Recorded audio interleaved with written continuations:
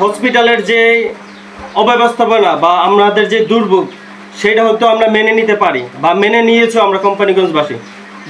হসপিটালে যে অব্যবস্থাপনা শুধু কোম্পানিগঞ্জে না, সমগ্র বাংলাদেশে।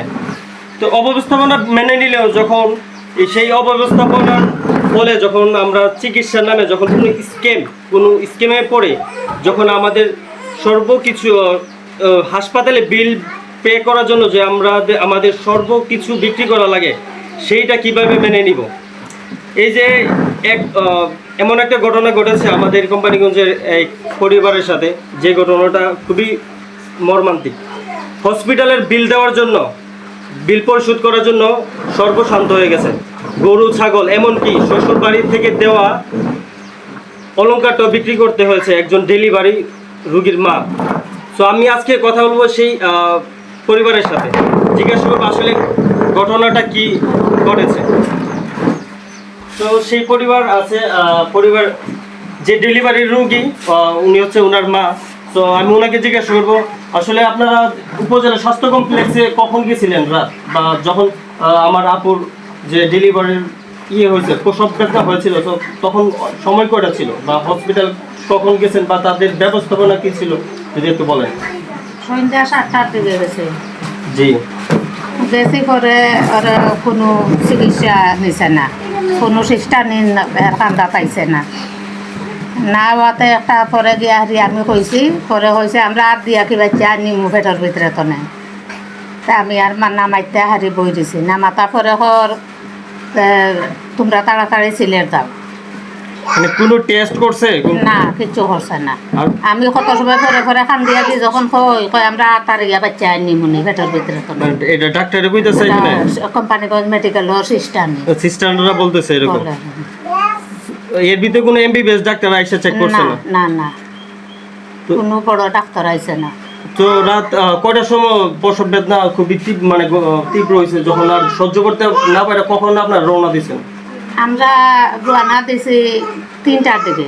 তো রাত 3টার দিকে তখন কি গাড়ি অ্যাম্বুলেন্স আসিল? না, অ্যাম্বুলেন্সরে মেডিকেলের সিস্টার নিতে লম্বার দিছে, বা তারার মোবাইল দিয়ে ফোন লাগাই দিয়া হারি দিছে। দেওয়ার পরে ফোন দিয়া হারি কইছে বেটার নাম বলে বাদশা, অ্যাম্বুলেন্সের ড্রাইভারের বাদশায় কইছে আইব করে বেটা আধা ঘন্টার ভিতরে মনে করো আইছে। এই সময় 3:30 হয়ে গেছে। তো আমরা লইয়া হারি গেছে। তো লইয়া কোন মেডিকেল যাওয়ার কথা ছিল আপনার? আর আমি কইছি রে বাবা ফ্রিডম মেডিকেল লইয়া হারি যাও আমারে, আমার ফুতো নাই, আমি একলা ঘরের মাঝে, আমার 2টা জি খালি, আমার জিটারে যেমনে বাঁচানি যায় অন্য লইয়া যাও। বেটাই দেখি আমি গাড়ির তনে চাইয়া হারি দেখছি ফ্রিডম মেডিকেলের গেট পার হয়ে গেছে বেটা। তাই আমি কইলাম আমার নুরুপুত কইলাম ফ্রিডম লইয়া হারি যাইবা লাগে, তা তুমি ফ্রিডম গেলাই না, হয় ফ্রিডম তনে বালা জায়গাত লইয়া হারি যাই, আর টাকা কম লাগবে। তো কোন মেডিকেল নিয়ে গেছে? লইয়া হারি গেছে নূরজাহান মেডিকেল। নূরজাহান মেডিকেল। তো এই মেডিকেলের নামও কোনো সময় আমি শুনছি না। তো নেওয়ার পরে তো তাদের ব্যবহার কিরকম ছিল, বা চিকিৎসার বিষয় যদি বলেন, আর কত টাকা বিল আসছে, আর বিলটা আপনারা কিভাবে পরিশোধ করছেন? বিলটা পরিশোধ আমার যে কানর সোনা বেচেছি, আমি 2টা ছাগল বেচেছি, গরু বেচেছি, মানে তো যেটারে লইয়া আওয়া লাগবো। মানে বলেন যে বিল ছাড়া আপনার নাতিরে ছাড়তেছিল না? না, ছাড়তেছিল না। হেরা হয়েছে 10 টাকা কম হইলে যাইতে পারতাই নাই। তো সব মিলে বিল কত দিচ্ছেন আপনারা ওষুধ সহ? 65,000 টাকা।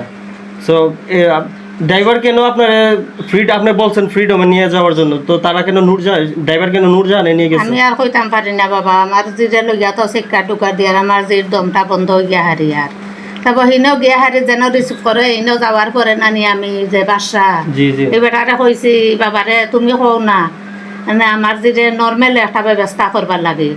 বাসা যে ডাইভার বেটায়ও নানি দাবড়ি মারি উঠছে, আর রিসিপশনের যে রিসিভর বেটায়ও দাবড়ি মারি আমারে উঠছে, কইছে নর্মালে হইতো না, নরমাল চিকিৎসা হইতো, নরমাল ভাবে ডেলিভারি হইতো না। সো এখানে এই বাদশা যে ড্রাইভার, সে মূলত আপনাদেরকে জোর করে আপনারা নূরজাহান হসপিটাল নিয়ে গেছে নাকি? জোর করে লইয়া গেছে। আমি কইছি ফ্রিডম, বেটা কইছে ফ্রিডম নাই। যাইতো না কইছে ফিডন তো বালা জায়গাত লগিয়া হারি যাইতো আচ্ছা তো টাকাও কম লাগবে দেখাও কম লাগবে। তো এখন যদি মনে করেন যে আপনার যে ভুক্তভোগী, ঠিক আছে, কোম্পানিগঞ্জের উপজেলা স্বাস্থ্য কমপ্লেক্সের যে দুর্নীতি এবং অবহেলা, সেটা শুনে আসলে খুবই মর্মাহত হয়েছে। এই যে আজকে একটা ঘটনা, যেটা আমাদের কোম্পানিগঞ্জের থানার ভিতরে একটা মানে খুবই মর্মান্তিক একটা ঘটনা ঘটেছে, সেটা কথা যদি বলি আপনার চোখ দিয়ে অস্ত্র আসবে, আপনি যতই কঠোর মনের মানুষ হোক। এখন যদি স্বাস্থ্য মন্ত্রণালয় থেকে যদি কেউ তদন্ত করতে আসে বা আপনাদের অভিযোগটা সঠিক কিনা, হ্যাঁ, তখন কি আপনারা এই সেম কথা বলবেন নাকি আবার সেম কথা বলুন, নাকি আবার যদি মনে করেন যে বাদশা বা তারা যদি আবার এই ইয়ে করে আপনাদেরকে টাকা পয়সা দিয়ে আবার নিয়ে আপনাদের? না রে বাবা, যে খেতে দে ধ্বংস হয়ে গেছে, এই ধ্বংস তো আমার আর পুরা হইতো না, তা আমি মিশা মাতার দরকার কিতা? কিন্তু যে স্ক্যামটা কিভাবে মেনে নিব, যে একটা সাধারণ একটা স্ক্যামের জন্য এই পরিবারটা যে গরু বাছুর দিয়ে তার ফ্যামিলি চলতো, এখন সেই সব কিছু বিক্রি করে সর্বশান্ত। সো হয়তো ড্রাইভার এখান থেকে হয়তো 5,000 টাকা কমিশন পাবে, কিন্তু সে 5,000 টাকা দিয়ে কয়দিন চলবে? হয়তো 4-5 দিন। সে 5,000 টাকা লুপে পড়ে একটা পরিবারকে সর্বশান্ত করে দিয়েছে। সো এলাকাবাসী এবং আমাদের কোম্পানিগঞ্জের যারা প্রতিনিধি আছেন, আপনাদের কাছে বিনীত অনুরোধ, আমাদের যে উপজেলা স্বাস্থ্য কমপ্লেক্সে যে অব্যবস্থাপনা, আপনারা যদি কোনো ব্যবস্থাপনা না নেন, তাহলে আপনাদের প্রতি যে মানুষের ভালোবাসা, বিশ্বাস, সেটা তো আর থাকবেও না। আর যে দুর্ভোগ আমরা পোহাইতেছি, এটাও কোনোদিন শেষ হবে না। সো আপনাদের কাছে বিনীত অনুরোধ, যত তাড়াতাড়ি সম্ভব এর একটা ব্যবস্থা নেন আপনারা।